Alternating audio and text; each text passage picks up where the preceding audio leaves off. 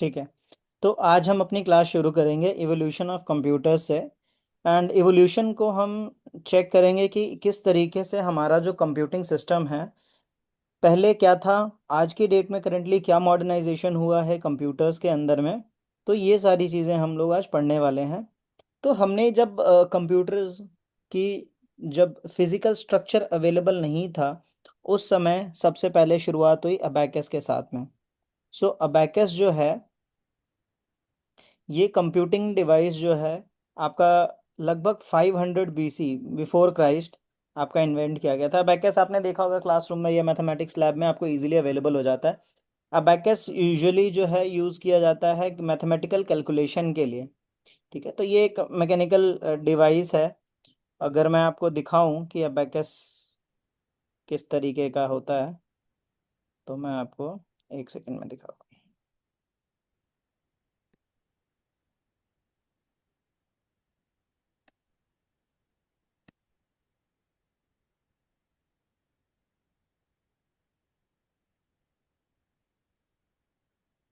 तो ये आपको स्क्रीन विजिबल है।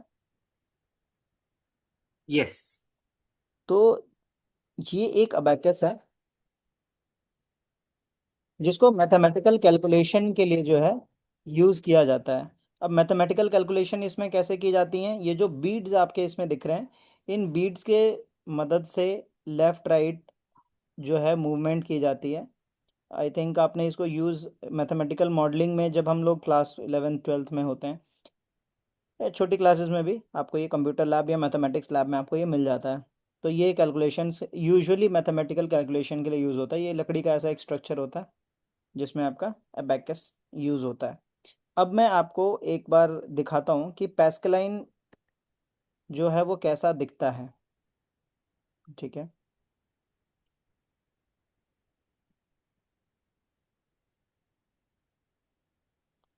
अब हम वापस आ जाते हैं अपने शीट पर और अब देखते हैं, जब हमने अबैकस से शुरू किया 3000 साल पहले, वो एक मैकेनिकल डिवाइस था जो सिर्फ एरिथमेटिकल कैलकुलेशन के लिए ही यूज़ किया जाता था। ठीक है। तो अब हम आते हैं फिर 1642 के अंदर में फिर पैस्कलाइन आया हमारा। और पैस्कलाइन के अंदर में क्या है, ब्लेज पैस्कल ने इसको इन्वेंट किया था। ये एक मैकेनिकल कैलकुलेटर है। सिंपली जैसे ये अबैकस जो है, ये किसने इन्वेंट किया था, अबैकस ने। उनका नाम भी अबैकस था जिन्होंने इन्वेंट किया। ठीक है। और सिंपली क्योंकि पहले जो भी इन्वेंशंस होती थी ना, वो साइंटिस्ट के नाम पर या मैथमेटिशियन के नाम पर ही रखा जाता था। अब जैसे पैस्कल थे, तो उन्होंने अपने नाम पर ही उस मशीन का नाम रख दिया पैस्कलाइन। तो उनका नाम क्या था, ब्लेज पास्कल। इन्होंने क्या बनाया, पैस्कलाइन बनाया। पैस्कलाइन क्या होता था, एक कैलकुलेटर होता था। जैसे अबैकस एक कैलकुलेटर है मैथमेटिकल, सिंपली वो भी एक कैलकुलेटर था जो कि एडिशन सब्ट्रैक्शन दो नंबर्स का करके देता था। अगर मल्टीप्लिकेशन करना है, डिवीजन करना है, तो ये चीज़ें आपकी करके देता था। अब पैस्कलाइन दिखता कैसे है वो मैं आपको एक बार दिखा देता हूँ।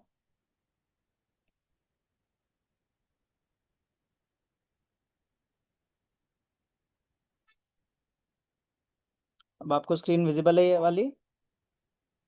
हाँ। The Pascaline, ये developed देखिए। by Blaise Pascal in the 17th century, revolutionized arithmetic calculations with its intricate gear system.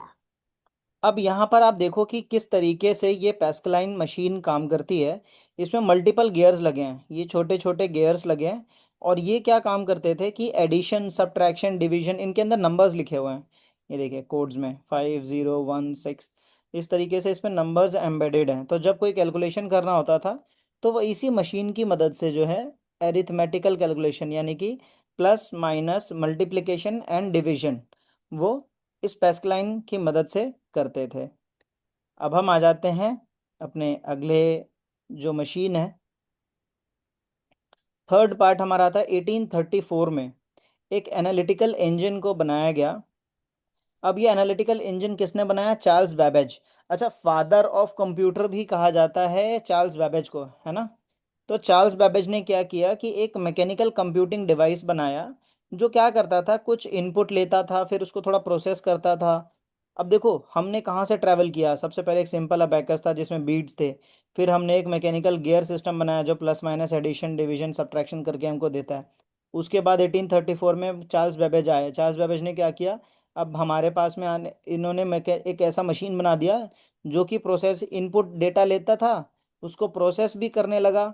Store भी करने लगा और डिस्प्ले भी करता था। ठीक है, अभी हमने सिर्फ एडिशन डिविजन करना सीखा था, अभी ये डिस्प्ले भी इसमें होने लगा, प्रोसेसिंग स्टोरिंग, थोड़ा मॉडर्न कंप्यूटर की शुरुआत हो गई थी यहाँ पे, जो चार्ल्स बैबेज ने 1834 में किया। अब इससे एक रिलेटेड मैं आपको एक इमेज दिखाता हूँ कि किस तरीके से वो दिखता था। अच्छा, नॉर्मल जो कंप्यूटर है वो तो आपने देखा ही होगा ना कि किस तरीके से चार्ल्स बैबेज ने जो कंप्यूटर बनाया, ये एक एनालिटिकल इंजन जो है वो कैसा दिखता है मैं आपको एक बार शो करता हूँ, तो आपको एक रफ आइडिया मिल जाएगा।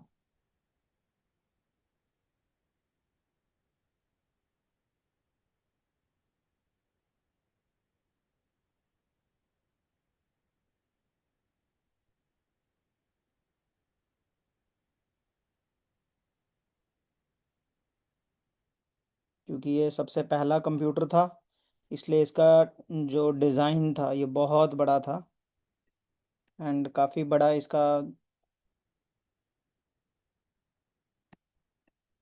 मैं आपको दिखाता हूँ, विजिबल है आपको स्क्रीन? आपका भी मतलब, हाँ अब विजिबल है। ठीक है, अब देखिए कि ये जो है इस तरीके का एनालिटिकल इंजन चार्ल्स बैबेज ने जो है बनाया। अब इसमें देखो कि कितना ज़्यादा स्ट्रक्चर है। जो फर्स्ट हमने मशीन देखा था पैस्कलाइन, उसमें छोटा सा गियर था, लेकिन जब एनालिटिकल इंजन जो आप देख रहे हो इसके अंदर में देखो कि कितने सारे बड़े बड़े गियर्स लगे हैं, प्लस डेटा को स्टोर करने के लिए रॉड्स इसके अंदर में लगे हुए हैं जो कि डेटा को स्टोर करते हैं। अब ये एडिशन, सब्ट्रैक्शन, मल्टीप्लिकेशन, डिवीजन सब कुछ कर रहे हैं ये। ठीक है, तो ये इस तरीके का उन्होंने एक मैकेनिकल इंजन बनाया। मैकेनिकल क्यों? क्योंकि ये मशीन है, और जो भी चीज़ें मशीन्स होती हैं वो मैकेनिकल की कैटेगरी में आता है। ठीक है, तो ये हमारा जो मॉडर्न जो कंप्यूटर आज हम देख रहे हैं ना, वो पहले इस तरीके से दिखता था। ठीक है, अब आते हैं हम टेबुलेटिंग मशीन पे, कि किस तरीके से टेबुलेटिंग मशीन होता था और उसका क्या काम होता है वो मैं आपको दिखाता हूँ। ये देखिए, ये एक टेबुलेटिंग मशीन है, आपको इमेज में दिख रहा होगा। अब ये क्या कर रहा है देखो, ये कैलकुलेशंस भी कर रहा है, एडिशन, सब्ट्रैक्शन, डिलीशन, और ये डेटा को प्रोसेस भी कर रहा है, डेटा को स्टोर भी यही कर रहा है अपने अंदर में। अब टेबुलेटिंग मशीन का क्या खासियत था? टेबुलेटिंग मशीन बनाया किसने? हरमन हॉलरिथ में, हरमन हॉलीरिथ, इन्होंने टेबुलेटिंग मशीन को बनाया। अब टेबुलेटिंग मशीन क्या करता था कि ये आपका डेटा को स्टोर भी करता था और उसको रख प्रोसेस भी करता था, और जो एनालिटिकल इंजन कर रहा था वो सारे काम तो करता भी था, लेकिन उसके अलावा ये डेटा को स्टोर भी करके रख रहा था। इसका डेटा स्टोरिंग कैपेसिटी ज़्यादा थी, बड़ी थी, क्योंकि मशीन भी बड़ा है आपका। अच्छा, ये कैसे इस डेटा को स्टोर करता था? पंच डे कार्ड्स के थ्रू। जो इसके अंदर में कार्ड्स है ना, ये इसको पंचिंग मशीन थी इसके अंदर में, जो कार्ड्स को पंच करता था ये इसके अंदर में। ये देखो यहाँ पर आपको दिख रहा है ना, यहाँ पे इनका ऑपरेशन हुआ, यहाँ पे उन्होंने ये मशीन ऐसे लीवर लगा रखा है, इसमें देखिए होल्स करते हुए जा रहा है। तो ये आपकी कोडिंग। अच्छा, कोडिंग की जो शुरुआत है ना, कोडिंग की शुरुआत यहाँ से हुई। ये कोड्स जो हैं ये डॉट्स के फॉर्म में, पंचिंग के फॉर्म में लिखे हुए हैं। ठीक है, तो कोडिंग की शुरुआत अगर कोई पूछेगा कि भाई कोडिंग कहाँ से शुरू हुआ, तो टेबुलेटिंग मशीन से शुरू हुआ, जो किसने बनाया था? हरमन हॉलेरिथ ने बनाया था। ठीक है, अब 1937 में एक ट्यूरिंग मशीन आई। ट्यूरिंग मशीन हमारी क्या करती थी? अब देखो,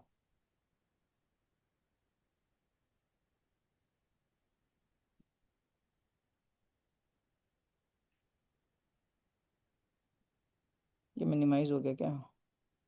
ठीक है, अब ये है हमारा ट्यूरिंग मशीन। अब ये देखिए ट्यूरिंग मशीन कितनी बड़ी है ना। अब ट्यूरिंग मशीन का क्या काम था कि ये जो ट्यूरिंग मशीन किसने बनाया था?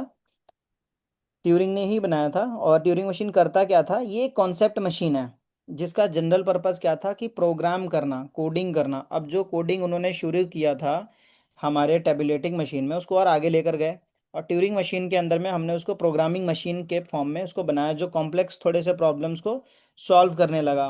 उस सॉल्विंग कैसे करता था? पंच्ड कार्ड पे। हम लोग ट्यूरिंग मशीन में भी पंच्ड कार्ड्स ही यूज करते हैं। ये देखिए, ये इतना बड़ा मशीन है, और इससे पहले जो टेबुलेटिंग मशीन था वो भी ऐसा ही था, बट इसमें डिफरेंस क्या आ गया, अब ये मशीन हमारी और बड़ी हो गई। ठीक है। और बड़ी होने के साथ साथ में और कॉम्प्लेक्स हो गई, अब कॉम्प्लेक्स बड़े बड़े प्रॉब्लम्स को ये सॉल्व करने लगा। अब देखिए, यहाँ पर क्या करने लगा, पंच्ड। अब वो भी डेटा हमारा पंचिंग होल्स में स्टोर करता था, ये भी हमारे पंच्ड होल्स में डेटा को स्टोर करता था। अब आगे चलते हैं हमारा। अब देखिए, ये जो है आपका इलेक्ट्रॉनिक डिस्क्रीट, ईडी वैक जिसको कहते हैं। ठीक है। Electronic discrete variable automatic computer, जो मॉडर्न कंप्यूटराइजेशन की शुरुआत इतने बड़े मशीन से हुई। ठीक है। तो ये मशीन की खासियत क्या है कि देखो, इसमें कितना सारा प्रोसेसर लगा हुआ है, डेटा स्टोरिंग कैपेसिटी कितनी ज़्यादा है, और ये पहले के मशीन्स के मुकाबले और बड़ी मशीनरी है ये। ठीक है। तो ये जो मशीन था, इस मशीन को कहते थे ईडी वैक। ठीक है। ईडी वैक किसने बनाया है? हमने जॉन वॉन न्यूमन के बारे में पढ़ा था। जॉन वन न्यूमन, जिन्होंने स्टोर्ड प्रोग्रामिंग कंप्यूटर्स, मतलब हमने कंप्यूटर तो बनाना शुरू कर दिया, लेकिन अब ये क्या करता था, अपनी जो कोडिंग है उसको स्टोर भी करके अपने अंदर में रखता था, क्योंकि इतनी बड़ी मशीनरी है। अब ये डेटा को स्टोर करके रखता था, कोड्स को भी स्टोर करके अपने अंदर ही रखता था। इसके पास खुद की एक मेमोरी भी थी। ठीक है। तो अब ईडी वैक के अंदर में खुद की मेमोरी है, डेटा स्टोरिंग कैपेसिटी और बढ़ गया, कंप्यूटिंग और एडवांस हो गई। ठीक है। एंड तब ईडी वैक से फिर ई एन आई ए सी, एन ई ए सी जो है करके, फिर वो भी कंप्यूटर बना, वो भी सेम कॉन्सेप्ट पे काम करता है, ईडी वैक और इनैक। 1945 में ये दोनों डेवलप हुए। इसके बाद में हमारे पास फिर कॉन्सेप्ट आ जाता है ट्रांजिस्टर्स का। अच्छा, ट्रांजिस्टर्स कैसे दिखते हैं, बड़े छोटे। अब हम एडवांस्ड कंप्यूटिंग की तरफ पहुंच चुके हैं। एडवांस्ड कंप्यूटिंग में अब देखो, ये ट्रांजिस्टर्स हैं छोटे छोटे। ट्रांजिस्टर्स हमने पढ़ा था ना, इनके अंदर में 3 लेग्स होते हैं, 1 2 3, 1 2 3, सब में 3 3 लेग्स हैं। ठीक है। तो ट्रांजिस्टर्स जब हम एडवांस हो गए, यानी कि 1947, 1947 जब हमारा देश आज़ाद हुआ था, उस टाइम पे वैक्यूम ट्यूब्स जो थे उनको रिप्लेस कर दिया। अभी तक हमने जो पढ़ा, इन सभी में देखो कि जो वायर्स हैं, वायर्स के साथ साथ में जो मशीनरी के अंदर में यूसेज हो रहा है, उन सब मशीन्स के अंदर में आप एक चीज़ गौर करोगे कि इनके अंदर में देखो वैक्यूम ट्यूब्स हैं, बड़े बड़े वायर्स हैं, ट्यूब्स हैं, सब यूज़ हो रहे हैं। लेकिन जब कंप्यूटर हमारा 1947 में मॉडर्नाइज हुआ, तो उन ट्यूब्स को इसने रिप्लेस कर दिया ट्रांजिस्टर ने, और ये बहुत छोटे छोटे होते हैं, माइन्यूट से। तो ये हमारे हैं ट्रांजिस्टर्स।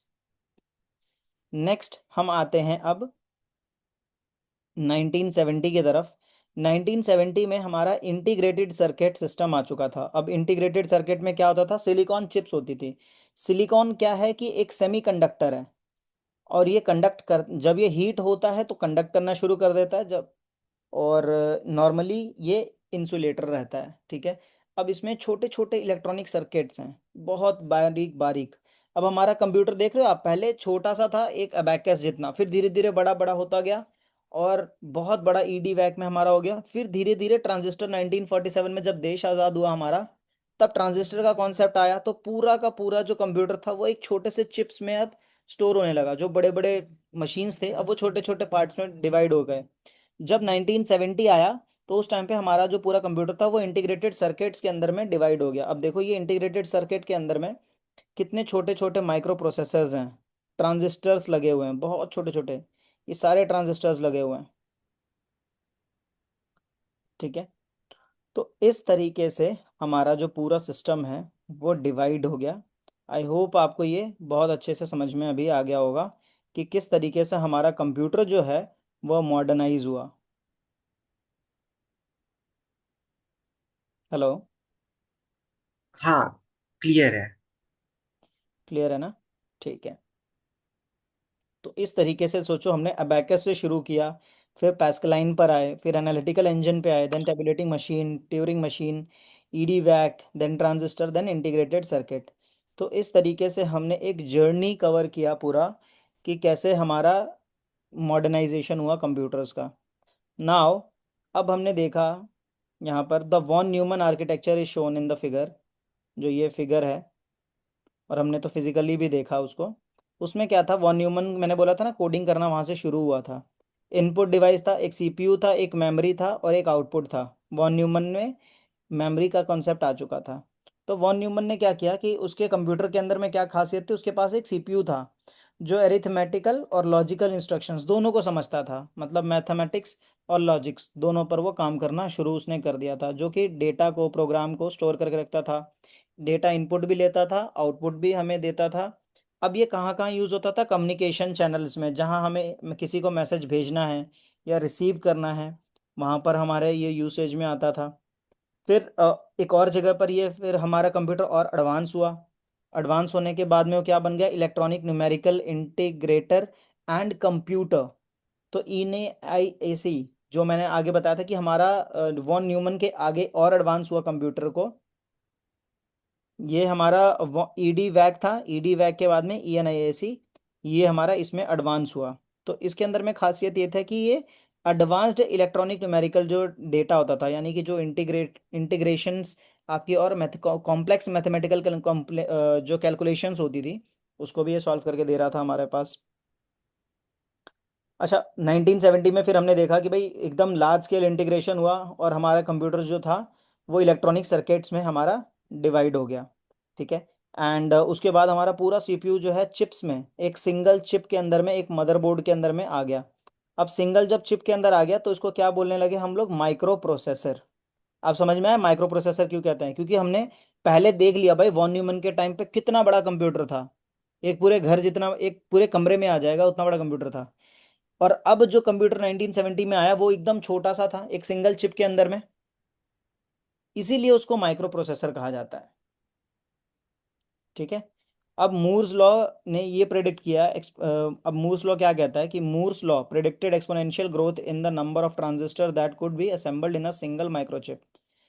अच्छा, मूर्स लॉ क्या कहता है कि भाई हमने पहले देखा कि एक छोटा सा ट्रांजिस्टर था, अब छोटे छोटे ट्रांजिस्टर्स को हमने बहुत सारा ट्रांजिस्टर जब डाल दिया तो एक माइक्रो प्रोसेसर बन गया, एक सीपीयू बन गया। ठीक है। फिर 1980 में क्या हुआ कि जो प्रोसेसिंग पावर थी कंप्यूटर की वो और ज़्यादा बढ़ गई, मतलब धीरे धीरे तो कंप्यूटर एडवांस होता ही गया ना। फिर उसमें लगभग 3 मिलियन कंपोनेंट्स जो थे छोटे छोटे और ज़्यादा ऐड होने लग गए, तो उसको VLSI बोलने लगा, वेरी लार्ज स्केल इंटीग्रेशन। पहले वाले कंप्यूटर को हमने क्या बोला, large scale integration, integration of what, integration of electronic circuits, छोटे छोटे ट्रांजिस्टर को इंटीग्रेट करना मतलब जोड़ देना। फिर जब 1980s आया तो क्या हुआ कि बहुत सारे छोटे छोटे पार्ट्स को और जोड़ दिया, तो वेरी लार्ज स्केल इंटीग्रेशन।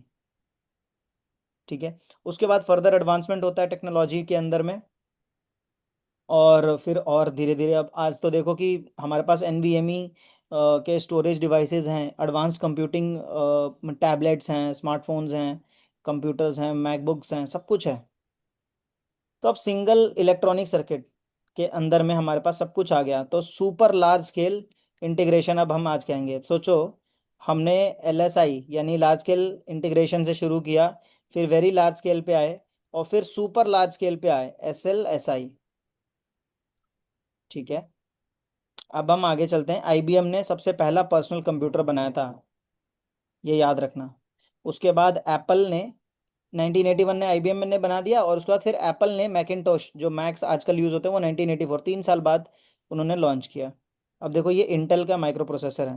पहले हम एक ट्रांजिस्टर, ये देखो इंटीग्रेटेड सर्किट बता रहा है, कितने ट्रांजिस्टर्स हैं टोटल, एक था, 10 थे, अभी देखो कितने सारे ट्रांजिस्टर। धीरे धीरे टाइम के साथ में 1940 में इतना कम था कि नंबर ऑफ ट्रांजिस्टर्स एक सर्किट में कितना था, पहले एक था, फिर 10 हुआ, 100 हुआ, धीरे धीरे आप देखोगे कि तो एक्सपोनेंशियली बढ़ता ही जा रहा है। आज देखो हमने पेंटियम, इंटेल पेंटियम भी यूज़ किया है प्रोसेसर में। आज तो देखो Core i7, Core i5, i3 generation भी आ गया। ठीक है। आज की डेट के हिसाब से हम देख रहे हैं कि कंप्यूटर्स बहुत एडवांस हो चुके हैं। तो अब जो जैसे जैसे PC और एडवांस होता गया, लोगों ने उसको मैथमेटिकल कैलकुलेशन से वीडियोग्राफीज, वीडियोस बनाना, एडिट करना, फोटोज़ बनाना, उसको एडिट करना, उसमें शुरू कर दिया काम को। एंड उसमें शुरू करने से अब ये हुआ कि भाई अब जब ग्राफिकल काम करोगे जिसमें इमेज वीडियोस इन्वॉल्व हैं, तो आपको ग्राफिक्स की ज़रूरत पड़ेगी। तो अब कंप्यूटर्स के अंदर में ग्राफिकल यूज़र इंटरफेस, GUI कहते हैं। ग्राफिकल क्या हो गया कि जो ग्राफ्स में हो, इमेज में हो, कलर्स हो जिसमें, वो आ गया। तो अब माइक्रोसॉफ्ट ने फिर GUI का सिस्टम नया लेकर आया। अब और भी कंप्यूटर्स नए नए मार्केट में आने लगे। फिर यूनिक्स और डॉस कंप्यूटर्स आए। जैसे मेरे पास में एक लैपटॉप है, वो डॉस ऑपरेटिंग सिस्टम पे है, उसके अंदर में ग्राफिक जो कार्ड है वो पहले से आता था इंटीग्रेटेड। तो विंडोज़ इसमें इंस्टॉल हो जाता था बड़े आराम से, और फिर हम इसमें कोडिंग कर सकते थे, प्रोग्रामिंग, और इसके अंदर में CD आप चला सकते थे, सब कुछ काम कर सकते थे। फिर 1900 जैसे ही आया, 1990, उसके टाइम पर हमने क्या देखा कि भाई मतलब इंटरनेट फैसिलिटीज़ हमारे पास आ गई 1990 में। फिर तो हमारे पास में कंप्यूटिंग, क्लाउड स्टोरेज और ये सारी चीज़ें भी आने लग गई धीरे धीरे। तो ये आप देखोगे कंप्यूटर का एडवांसमेंट कैसे हुआ। आज की डेट में आप देखोगे कि हमारे पास IoT, इंटरनेट ऑफ थिंग्स, हम चीज़ों को, डिवाइस को मोबाइल फ़ोन से कनेक्ट कर सकते हैं, रिमोट से कनेक्ट कर सकते हैं। और करंट सिनेरियो ये है कि आज हमारे पास आर्टिफिशियल इंटेलिजेंस है, जिसके मदद से हम बहुत सारी वीडियोस, इमेजेस जनरेशन, ऑटोमेशन, काफ़ी सारा जो है ऑटोमेटिक वर्क हम करवा सकते हैं कंप्यूटर से। ठीक है। तो यहाँ तक आई होप पूरा कॉन्सेप्ट आपका क्लियर हो गया कि कंप्यूटर्स का डेवलपमेंट कैसे हुआ हमारा पूरा। यस, क्लियर है। ठीक है, ग्रेट। अब हम आगे चलते हैं।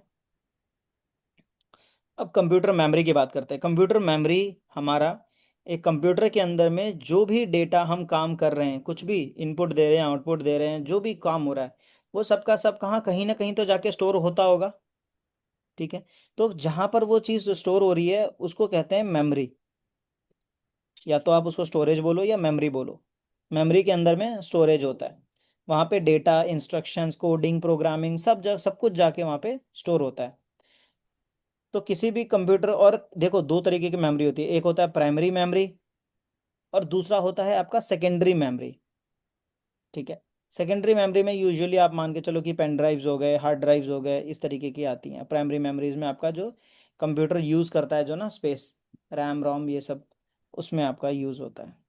अच्छा, अब मेमोरी के अंदर में कितने, कैसे यूज़ होता है। अच्छा, मैंने आपको बताया था कि बहुत छोटे छोटे उसके अंदर में यूनिट्स लगे होते हैं एक CPU के अंदर में।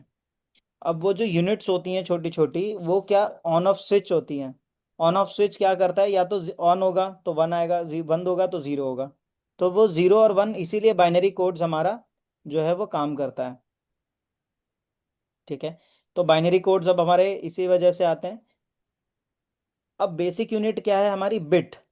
जैसे ज़ीरो एक बिट है और वन एक और बिट है। ठीक है। तो इसको हम बिट्स कहते हैं। तो सबसे बेसिक यूनिट क्या हो गया, 1 bit, 2 bit, 3 bit, 4 bit, 5 bit. आज हमारे पास में जो पहले फ़ोटोज़ होती थी वो बिट्स में होती थी, 500 बिट्स, 600 बिट्स। फिर धीरे धीरे हमारे टाइम पे MBs में आने लगी कि भाई 10 MB की फ़ोटोज़ हैं, 50 MB की फ़ोटोज़ हैं। अब आज सोचो जो DSLR कैमरा से फ़ोटो खींचता है वो तो MBs में भी नहीं है, वो तो GBs में है। ठीक है। तो एक बिट जो है, अब बिट वर्ड, इसको कहते हैं निब्बल। 4 बिट को मिला, एक बिट और 4 बिट्स को मिला दोगे तो क्या बोलोगे, निब्बल। ठीक है। 4 बिट्स को मिला दोगे तो उसको निब्बल कहते हैं। ठीक है। सिमिलरली ये 4 बिट्स कैसे दिखते हैं, 1001 001, मतलब किसी भी ऑर्डर में हो सकते हैं, सारे वन हो सकते हैं, सारे ज़ीरो हो सकते हैं। ठीक है। तो ये एक निब्बल है। निब्बल का मतलब क्या हो गया, 4 बिट्स, 1 2 3 4, 4 बिट्स हो गए। अब दो निब्बल अगर कहते हैं तो 8 बिट हो जाएंगे। दो निब्बल मतलब 8 बिट, तो एक निब्बल में 4 बिट्स, फिर अगले निब्बल में 4 बिट्स। तो यानी कि अगर मैं कहूँ कि 8 बिट, तो दूसरा बंदा कहेगा नहीं 8 बिट नहीं, मैं तो दो निब्बल बोलूंगा। तो हाँ, बोल सकते हैं, दोनों सेम ही चीज़ है। ठीक है। नाउ अब हम देखते हैं कि किसी अदर स्टैंडर्ड यूनिट्स के मुकाबले हमारे पास में कैसे डेटा डिस्क्रिप्शन होता है, या इसको बहुत अच्छे से समझना है। ठीक है। अच्छा, अभी हमने बिट्स के बारे में पढ़ा। बिट्स सबसे छोटी यूनिट होती है मेमोरी की।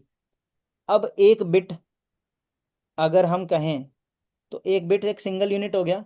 अब वैसे ही छोटे छोटे बिट्स, बिट्स को बाइट्स भी, अगर मान लो बिट तो सिंगल यूनिट हो गया, और मान लो दो हैं, तीन हैं, चार हैं, तो उसको बाइट्स बोलते हैं। ठीक है, प्लूरल हो गया फॉर्म में। तो वैसे ही पूरा 1024 ये नंबर याद रखना है। तो अगर 1024 बिट्स को मिला दो, जैसे 4 बिट्स को मिला दोगे तो क्या बोलते हैं, निब्बल। ठीक है। वैसे ही 1024 बाइट्स को मिला दो आप, तो क्या बनेगा, 1 किलो बाइट। जैसे होता है ना, 1000 ग्राम को मिला दो तो 1 किलोग्राम बनता है, वैसे ही 124 बाइट्स को मिला दो तो 1 किलोबाइट बन जाता है।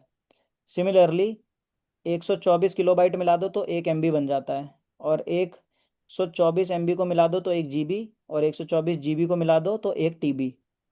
ये समझ गए आप? यस। सबसे छोटा यूनिट क्या है? बिट। फिर क्या आएगा? किलोबिट। फिर आएगा मेगाबिट। फिर आएगा गीगाबाइट, टेराबाइट। फिर आता है पेटाबाइट, एक्सा, जेटा और योटाबाइट। ये आठ आठ हैं।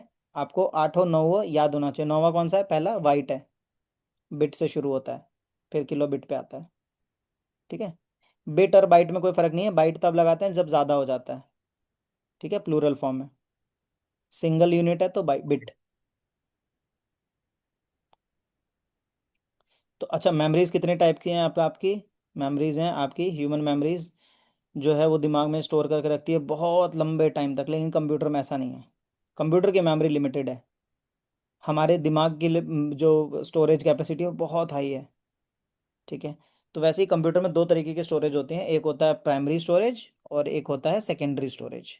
ठीक है। प्राइमरी स्टोरेज के अंदर में क्या होता है कि प्राइमरी स्टोरेज एक कंप्यूटर सिस्टम्स का एक पार्ट होता है, जो कि कोई भी पार्ट या डेटा लोड आप कर रहे हो, तो प्रोसेसिंग के लिए जो काम यूज़ होता है ना, रैम, वो प्रोसेसिंग के लिए यूज़ किया जाता है, उसको प्राइमरी मेमोरी कहा जाता है। Programs and data loaded into a primary memory before processing.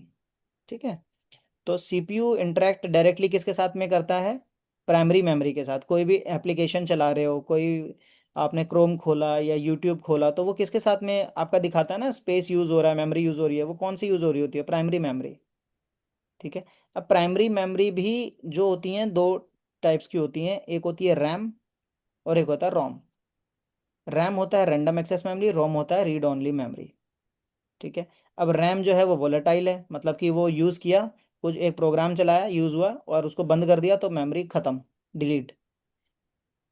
ठीक है। जितनी देर तक आपका ओके। कंप्यूटर में सप्लाई पावर है उतनी देर तक रहेगा। It retains the data in it till the time it is having power, but as soon as the RAM power से turn off all the contents is RAM wiped out, delete हो जाता है automatic. ये temporary storage के लिए use किया जाता है। डेटा टेम्पररी इसको स्टोर करने के लिए ही रैम को यूज़ किया जाता है, कि कोई एप्लीकेशन चला रहे हो, बंद कर दिया, काम खत्म। ठीक है। कोई एप्लीकेशन चला रहे हो, कोई सॉफ्टवेयर चला रहे हो, तो वो उतने देर ही काम करेगा, उस मेमोरी का काम उतना ही है बस। और ये यूजुअली जो रैम होता है ना, इसको आप मेन मेमोरी भी कहा जाता है। ठीक है। और रैम जो है फास्टर होता है। क्यों फास्टर होता है? क्योंकि भाई जो आया वो डिलीट कर दिया, इसमें कुछ बैकअप तो है नहीं। जो चीज़ स्टोर करके बहुत लंबे टाइम तक रखती है वो चीज़ भारी होगी ना। एक झोला है आपके पास, उसमें आपने 1 किलो पत्थर रखे हुए हैं, तो वो तो भारी ही होगा। उसको तो काम करने में भी मुश्किल होगा, उसको लेके चलने में भी मुश्किल होगा। लेकिन सोचो कि कोई सामान है और आपके पास में एम्प्टी है, एम्प्टी झोला पड़ा हुआ है आपके पास में, अब उसको तो खाली है ना, आपने यूज़ किया फिर उसके में से ख़त्म कर दिया, तो अब तो वो हमेशा हल्का ही रहेगा और फास्ट आप उसको लेकर चल सकते हो। इसीलिए रैम फास्टर होता है क्योंकि डिलीट करता जाता है, और रोम जो है थोड़ा जो है स्लो होता है क्योंकि वो हमेशा डेटा को स्टोर करके रखता है। अच्छा, रोम क्या होता है? वोलेटाइल नहीं होता है। मतलब वोलेटाइल का मतलब होता है जो ख़त्म हो जाए, नॉन वोलेटाइल का मतलब है जो ख़त्म नहीं होता, परमानेंट है। ठीक है। ये डेटा को क्या करता है? स्टोर करके रखता है। जब तक आपका पावर ऑन है, ऑफ है, जो मर्जी है, ये आपका स्टोर करके रखता है। अच्छा, it is use for a small but faster permanent storage. अब रोम भी क्या करता है कि ये भी फास्ट है लेकिन रैम से ज़्यादा फास्ट नहीं है। ठीक है। और ये भी, ये आपका परमानेंट स्टोर करके रखता है डेटा को। ठीक है। इस और ये कहाँ यूज़ होता है? फॉर स्टार्टअप प्रोग्राम्स, जैसे विंडोज़ ऑपरेटिंग सिस्टम आपका स्टार्टअप हो रहा है ना, बूट लोडर, बूट करते हैं ना कंप्यूटर्स को कई बार जब सही से चलता नहीं है, तो उन कामों के लिए ये यूज़ होता है। रैम कहाँ यूज़ होता है? जब सॉफ्टवेयर छोटे छोटे चलाने हैं, जैसे कोई गेम चलाया, एक्सेल चलाया, ऑफिस चलाया, पीपीटी चलाया, तो उसमें रैम। बड़ी सॉफ्टवेयर जो उसको चलाने हैं, जैसे पूरा विंडो ऑपरेटिंग सिस्टम विंडो चलाना है पूरा, तो उसके लिए आप बूट लोडर चलेगा, उसके लिए रोम यूज़ होता है। ठीक है। जो सी ड्राइव हम कहते हैं ना, जहाँ डेटा स्टोर होता है, इसीलिए ये दोनों प्राइमरी मेमोरीज में आते हैं। अब देखो, प्राइमरी मेमोरी हो गया, अब दूसरा है कैच मेमोरी। कैच मेमोरी क्या होता है कि रैम जो है वो तो फास्टर है, आपको पता चल गया, सेकेंडरी मेमोरी स्टोरेज से, but not as fast as computer processor. RAM computer processor से ज़्यादा तेज नहीं है, कंप्यूटर प्रोसेसर सबसे ज़्यादा तेज होता है। So because RAM because of RAM a CPU may have to slow down. तो रैम की वजह से ही क्या होता है कि सीपीयू स्लो हो जाता है। ठीक है। अब इस ऑपरेशन ओके। को स्पीड अप करने के लिए कि भाई हमारा कंप्यूटर स्लो ना हो, देखो नॉर्मली हमारा जो रैम है वो बहुत फास्ट होता है, लेकिन प्रोसेसर से ज़्यादा फास्ट नहीं होता प्रोसेसर। क्योंकि रैम अब हमारा प्रोसेसर के मुकाबले स्लो है, तो इसीलिए हम उसको फास्ट करने के लिए क्या यूज़ करेंगे, हमारे को एक छोटा सा और स्टोरेज चाहिए, एक और मिनी टेम्पररी स्टोरेज। तो अब हम क्या करेंगे, उससे भी ज़्यादा fast a very high speed memory को हम उसमें डालते हैं सीपीयू के अंदर में। ठीक है। And the primary memory is known as cache. Cache क्या है, कैच फाइल्स कहते हैं ना, वो भी एक प्राइमरी मेमोरी ही है, लेकिन वो बहुत ही हाई स्पीड मेमोरी स्टोरेज है, जो रैम से ज़्यादा स्पीड हाई है। क्यों होती है, क्योंकि हमारे रैम की स्पीड और प्रोसेसर की स्पीड में डिफरेंस है। प्रोसेसर बहुत फास्ट होता है और रैम कंपैरेटिवली स्लो होता है। तो अब हम जब कोई चीज़ रन कर रहे हैं तो हमें चाहिए कि कोई बहुत ही फास्ट मेमोरी हो, और उतनी फास्ट मेमोरी कौन सी होती है, कैच फाइल। तो cache is what, cache is a primary memory but it is very high speed memory. ठीक है। It stores and copies the data from frequently accessed primary memory location and thus reducing the average time required to access the primary storage. ये किसी भी software या कोई हम जब internet पे ब्राउज करते हैं ना क्रोम पे, तो कैच फाइल्स उसमें बढ़ जाती है। क्यों, तो वो हमारी एक्सपीरियंस को फास्ट करती है। कोई वेबसाइट खोला फटाक से खुल जाती है, तो वो यहीं पे हेल्प्स करती हैं हमको। अब हम आते हैं सेकेंडरी मेमोरी पे। तो सेकेंडरी मेमोरी हो गया आपका भाई pen drive, hard disk, CD, memory card, TV drives और एसएसडी। तो ये सारी, और ये परमानेंट स्टोरेज है आपकी। ठीक है। इसके ये लिमिटेड स्टोरेज होती है, 1 जीबी लिया तो 1 ही जीबी का स्टोरेज है। और ये वोलाटाइल नहीं होता है रैम की तरह या रोम की तरह। तो ये कंप्यूटर में ऑक्सिलरी, मतलब कोई गेम आपने रखना है, फोटोज़ रखनी है, वीडियोज़ रखनी है, सेकेंडरी मेमोरी है। मतलब सेकेंडरी काम करने के लिए, ये डेटा को स्टोर करने के लिए यूज़ किया जाता है। ठीक है। ये नॉन नॉन वोलेटाइल होता है, मतलब कि यूज़ करते ही ये डिलीट नहीं हो जाएगा। ठीक है। इसका स्टोरेज बहुत बड़ा होता है। जो हमारा रैम होता है वो 2 जीबी का, 1 जीबी का, 4 जीबी का ऐसे होता है। और जो रैम रोम ये सब बहुत कम स्टोरेज स्पेस होता है। लेकिन जो सेकेंडरी मेमोरी है हमारी वो बहुत बड़ी होती है। 16 जीबी के पेन ड्राइव, 8 जीबी के पेन ड्राइव, इनका स्टोरेज बड़ा होता है। ठीक है।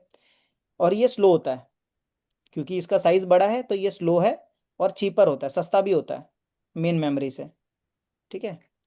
So it can not be access directly by CPU. इसी